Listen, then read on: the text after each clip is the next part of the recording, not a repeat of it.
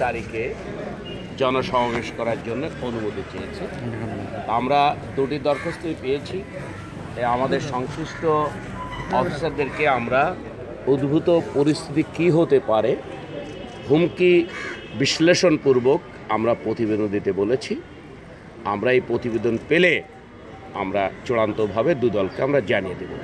তবে আমি কথা বলে রাখি যে আমরা যারা আইনশৃঙ্খলা রক্ষাকারী বাহিনী আছি, আমাদের সবচেয়ে গুরুত্বপূর্ণ বিষয় হচ্ছে জননিরাপত্তা।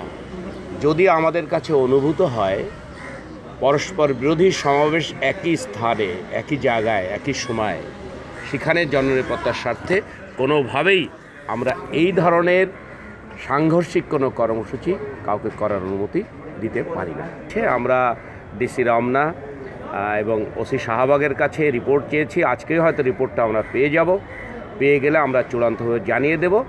আমি সুস্পষ্টভাবে বলছি, সাংঘর্ষিক কোনো কর্মসূচি যেখানে জননিরাপত্তা বিঘ্নিত হতে পারে, জনগণের জানমালের নিরাপত্তা বিঘ্নিত হতে পারে, যেটার নিকট অতীতে আমরা অনেকবার দেখেছি, এই ধরনের কোনো কর্মকাণ্ডের অনুমতি আমরা দিব না।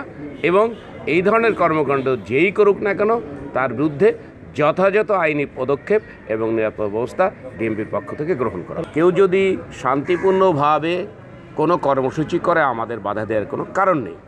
তবে যদি সাংঘর্ষিক হয়, আমি আবার বলবো, যেখানে জননিরাপত্তার জন্য হুমকি হয়ে দাঁড়ায়, আইন শৃঙ্খলা অবনতির হুমকি হয়ে দাঁড়ায়, এই ধরনের কোনো কিছু আমরা করতে দিব না। আর যখন কি পরামর্শ দিব, এটি উদ্ভূত পরিস্থিতি অনুযায়ী কোনো কেস টু কেস এটা সিদ্ধান্ত হবে, ঢালাওভাবে এটা বলা যাবে না। তারা আমাদের কাছে লিখিতভাবে অনুমতি চেয়েছে, আমরা অফিসিয়ালি তাদের লিখিতভাবে জানিয়ে দেব। তবে তারা যদি কেউ আমাদের সাথে দ্বিপাক্ষিক কথা বলতে চায়, অবশ্যই আমরা কথা বলবো। আমাদের ডিএমপির পক্ষ থেকে পর্যাপ্ত এবং অত্যন্ত সমন্বিত সুদৃঢ় নিরাপত্তা ব্যবস্থা গ্রহণ করা হবে। আমি বিনয়ের সাথে বলবো যে অতীতের অভিজ্ঞতাকে মাথায় নিয়ে আমরা নিরাপত্তা পরিকল্পনা সাজাবো।